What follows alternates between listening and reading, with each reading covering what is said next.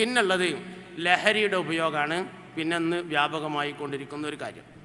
ലഹരിയുടെ ഉപയോഗം എന്ന് പറഞ്ഞാൽ മൂന്നാമത്തെ കാര്യം, ലഹരിയുടെ ഉപയോഗം വ്യാപകമാവും എന്ന് പറഞ്ഞാൽ നമ്മൾ വിലപിച്ചിട്ട് കാര്യമൊന്നുമില്ല. അതിൽ ഈ പറഞ്ഞതുപോലെ 3 കാര്യങ്ങൾ അതിൽ മനസ്സിലാക്കണം. ഒന്നാമത്തെ കാര്യം, ലഹരി എന്ന് പറയുന്നത് എന്താണ്? സൂറത്തുൽ മാഇദയിലെ 91, 92 ആയത്തുകളാണ് ലഹരിയെക്കുറിച്ച് പരിശുദ്ധ ഖുർആൻ പറഞ്ഞിട്ടുള്ളത്. അതിൽ 2 കാര്യങ്ങളാണ് പറഞ്ഞത്. ഒന്ന് റിജിസാണ് എന്ന് പറഞ്ഞിട്ടുണ്ട്, 2 മിൻ അമലി ഷൈത്താൻ എന്നും പറഞ്ഞിട്ടുണ്ട്.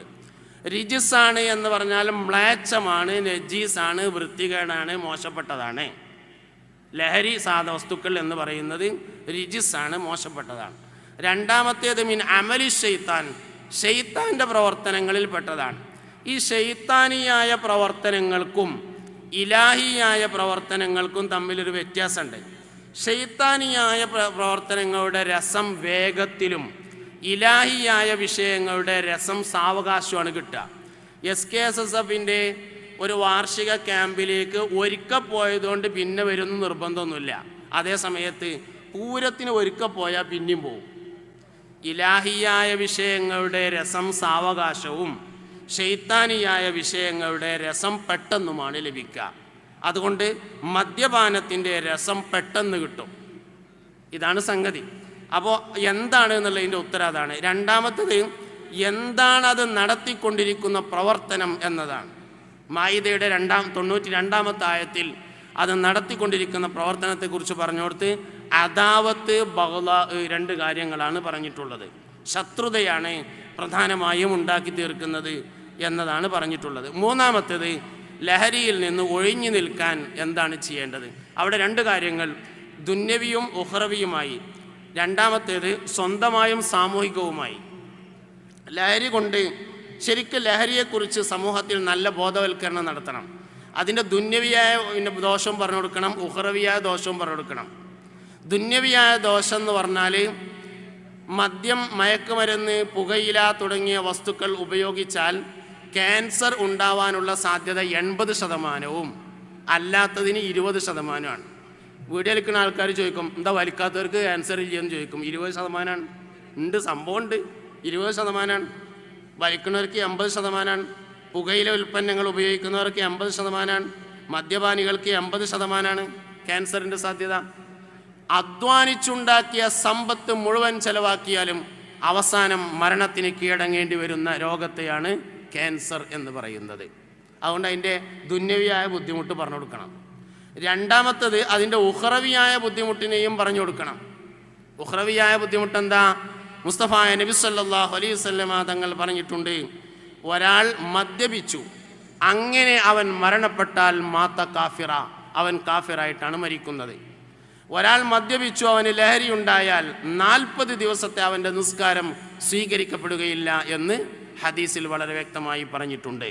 അപ്പോൾ ദുന്യവിയും ഉഖ്റവിയുമായ കാര്യങ്ങൾ പറഞ്ഞു കൊടുത്തുകൊണ്ടുള്ള ബോധവൽക്കരണമാണ് പ്രധാനമായും വേണ്ടത് എന്നത് നമ്മൾ മനസ്സിലാക്കുക. ഇസ്ലാഹിൻ്റെ മാർഗത്തിലേക്ക് വരുമ്പോൾ, ഇർഷാദിൻ്റെ മാർഗത്തിലേക്ക് വരുമ്പോഴൊക്കെ പ്രധാനമായും ചിന്തിക്കേണ്ട ഒരു കാര്യമുണ്ട്. 4-ാമത്തേതിലേക്ക് വരാം. ഇന്ന് സമൂഹത്തിൽ 4-ാമതായി റിദ്ദത്തിൻ്റെ ഗൗരവം നഷ്ടപ്പെട്ടുകൊണ്ടിരിക്കുന്നു. ലിബറലിസം, യുക്തിവാദം, സർവമത സത്യവാദം തുടങ്ങി പല സാധനങ്ങളും നാട്ടിൽ വളരെ വ്യാപകമായി കൊണ്ടിരിക്കുകയാണ്. ഒക്കെ ലിബറലിസത്തിലാണെങ്കിലും യുക്തിവാദത്തിലാണെങ്കിലും സർവമത സത്യവാദത്തിലാണെങ്കിലും എല്ലാറ്റിലും പെട്ടുകൊണ്ടിരിക്കുന്നത് വിദ്യാഭ്യാസമുള്ള ആൾക്കാരാണ്. എന്തുകൊണ്ടാണ് ഈ വിദ്യാഭ്യാസമുള്ള ആൾക്കാർ യുക്തിവാദം, നിരീശ്വരവാദം, ലിബറലിസം അങ്ങനെയുള്ള വിഷയങ്ങളിലൊക്കെ അകപ്പെട്ടുകൊണ്ടിരിക്കുന്നത്? അതിനൊരു കാരണമുണ്ട്. ഭൗതികമായ ബുദ്ധിപരമായ വളർച്ചയുടെ കൂടെ ആത്മീയമായ വളർച്ച ഉണ്ടായിരിക്കണം. വേഗം മനസ്സിലാകുന്ന രൂപത്തിൽ പറയാം.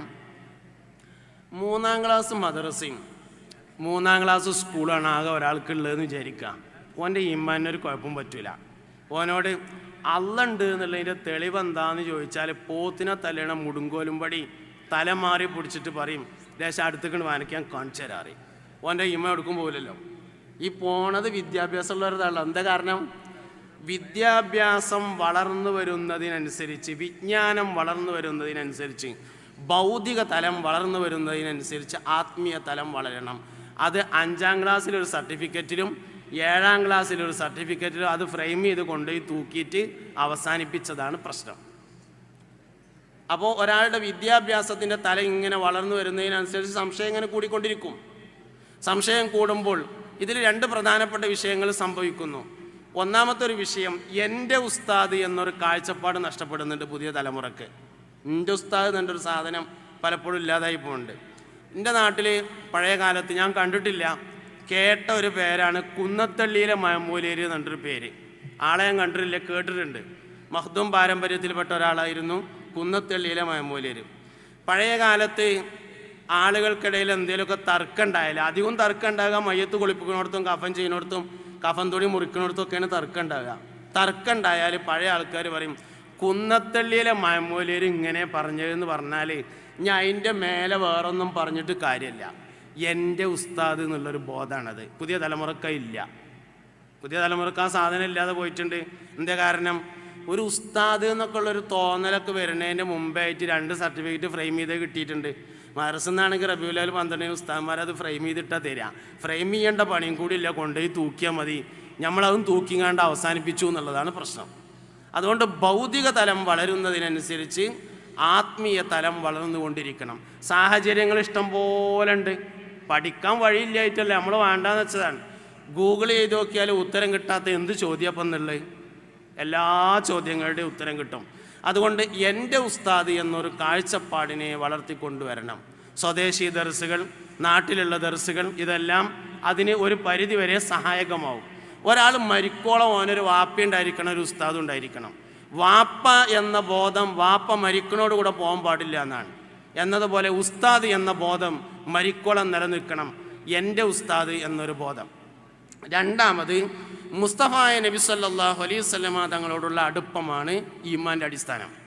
പുണ്യ നബി സല്ലല്ലാഹു അലൈഹി വസല്ലമയോട് എത്ര നമുക്ക് അടുപ്പം കാണിക്കാൻ പറ്റുന്നുണ്ടോ അത് ഈമാൻ്റെ വളരെ പ്രധാനപ്പെട്ട അടിസ്ഥാനമാണ്. ഇസ്ലാമിലേക്ക് ആദ്യമായി കടന്നു വന്ന ആളുകളൊക്കെ നമ്മൾ പരിശോധിച്ച് നോക്കിയാൽ അവർക്കുണ്ടായിട്ടുള്ള ഏറ്റവും വലിയൊരു നേട്ടം നബി തങ്ങളെ ശരിക്കും മനസ്സിലായി എന്നുള്ളതാണ്. പുരുഷന്മാരിൽ നിന്ന് ആദ്യമായി വന്നത് സയ്യിദുന അബൂബക്കർ സിദ്ദീഖ് റളിയല്ലാഹു അൻഹുവാണ്. സ്ത്രീകളിൽ നിന്ന് ആദ്യമായിട്ട് വന്നത് മഹദിയായ ഖദീജ ബീവി റളിയല്ലാഹു അൻഹയാണ്. ഖദീജ ബീവി റളിയല്ലാഹു അൻഹ ഇസ്ലാമിലേക്ക് വന്നതിന് ശേഷം ഒരിക്കൽ നബിയോട് തന്നെ പറഞ്ഞിട്ടുണ്ട്, അള്ളാഹിൻ്റെ റസൂലെ, നിങ്ങളെ അള്ളാഹു തആല നബിയാക്കി നിയോഗിക്കുന്നതിൻ്റെ 5 കൊല്ലങ്ങൾക്ക് മുമ്പ് നിങ്ങൾ നബിയാണെന്ന് ഞാൻ മനസ്സിലാക്കിയിട്ടുണ്ടായിരുന്നു. പുണ്യ നബി സല്ലല്ലാഹു അലൈഹി വസല്ലമയോടുള്ള താല്പര്യം അത് വളരെ പ്രധാനപ്പെട്ടതാണ്. ഇത് ചിലപ്പോൾ നമുക്ക് നമ്മുടെ വാക്കുകളിലും നമ്മുടെ പ്രവർത്തനങ്ങളിലൊക്കെ നഷ്ടപ്പെട്ടു പോകുന്നുണ്ട് എന്ന് കാണാൻ വേണ്ടി പറ്റും. ഭക്ഷണമൊക്കെ കഴിച്ചിട്ട് നല്ല ആൾക്ക് ഇങ്ങനെ ഒരാൾ വിരലൊക്കെ ഇങ്ങനെ ഈമ്പി വൃത്തിയാക്കുകയാണ്. അപ്പോൾ കൂടെ ഉണ്ടായിരുന്ന ആൾ പറഞ്ഞു, ഇതൊരു മോശപ്പെട്ട കൾച്ചറാണ് എന്ന് പറയുമ്പോൾ നമ്മൾ അതിലേക്ക് മാറുകയാണ്. ഇതൊരു മോശപ്പെട്ട കൾച്ചറാണ് എന്ന് പറയുമ്പോൾ അത് ശരിയല്ലേ, ആൾക്കാരുടെ ഇടയിൽ നിന്ന് വേണ്ടിയിരുന്നില്ല എന്ന് നമുക്ക് തോന്നിയാൽ പുണ്യനബി സല്ലല്ലാഹു അലൈഹി വസല്ലമ തങ്ങളുടെ വളരെ പ്രധാനപ്പെട്ട ഒരു ചര്യയെ മോശപ്പെട്ട കൾച്ചർ എന്ന് നമ്മൾ വിലയിരുത്തുന്നതിലേക്ക് എത്തിച്ചേരുന്നുണ്ട്. വാക്കുകളിലൊക്കെ നല്ലോണം സൂക്ഷിക്കാറുണ്ട്. ഈ കൗമാണ് തീരെ നേരാകാത്തതെന്ന് പറയും ചിലപ്പോൾ. ഏത് കൗമിനെ പറ്റി നമ്മൾ ഈ പറഞ്ഞതെന്നറിയോ? ലോകത്തെ ഏറ്റവും പരിശുദ്ധരായ മുത്തുനബി സല്ലല്ലാഹു അലൈഹി വസല്ലമയുടെ ഉമ്മത്തിനെ പറ്റി. നമ്മക്കാണ് സ്വർഗ്ഗം ആദ്യം ഉദ്ഘാടനം ചെയ്യണത്, നമുക്കാണ് സ്വർഗത്തേക്ക് ആദ്യം പ്രവേശനം നൽകുന്നത്. 120 വരികൾ സ്വർഗത്തിലേക്കുണ്ടാവുമെന്നും അതിൽ 90 വരി എൻ്റെ ഉമ്മത്തായിരിക്കുമെന്നും പുണ്യനബി സല്ലല്ലാഹു അലൈഹി വസല്ലമ പറഞ്ഞിട്ടുണ്ട്. അതുകൊണ്ട് ഇങ്ങനെയൊക്കെയുള്ള കാര്യങ്ങൾ മനസ്സിലാക്കിയിട്ട് നന്നായിട്ട് പ്രബോധന രംഗത്തേക്ക് എല്ലാവരും മുന്നിട്ടിറങ്ങണം. സമസ്തയിലേക്ക് ആളുകളെ അടുപ്പിക്കണം. അത് നമ്മുടെ ഒരു ആവേശമായിട്ട് മാറണം. സമസ്ത ഒരു ആവേശം ഉണ്ടായാൽ എന്താ കിട്ടുക? ആവേശം ഉണ്ടായാൽ പാട്ടൊക്കെ പാടും. അങ്ങനെയാണ്. എൻ്റെ ഒരു പാട്ടാണ് പാടിയിട്ട് നിർത്തിയാലോ, ഹുദവ് എത്തും ചെയ്തിട്ടുണ്ട്. ഞാൻ പാടുമ്പോൾ എല്ലാവരും പാടിട്ടോ. ഹസ്ബി റബ്ബി ജല്ലല്ലാഹു പാടി. മാ ഫീ ഖൽബി ഗൈറുല്ലാഹ്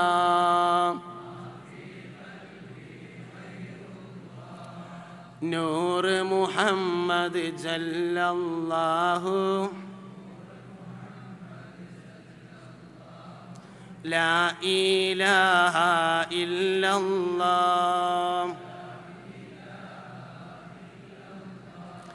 ഹസ്ബി റബ്ബി ജല്ലല്ലാഹു നീ എൻ്റെ തുണയല്ലാ.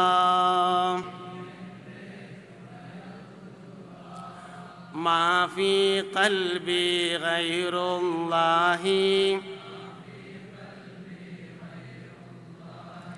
ജന്നത്തിൽ ചേർക്കല്ലാ.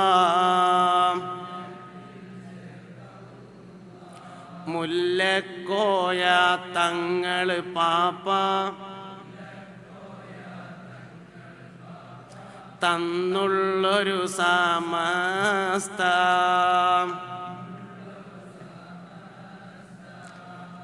മാണിക്കക്കല്ലേ ഇന്നതിന് ഒരു 100-ാം വയസ്സ.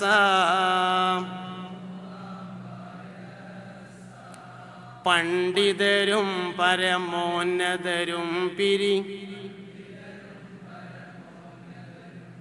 ശത്തിൽ നോക്കിയെടുത്ത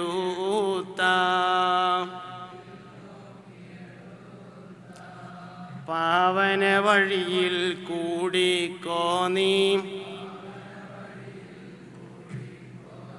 മുത്തേ ഇത് നിഅമത്താ.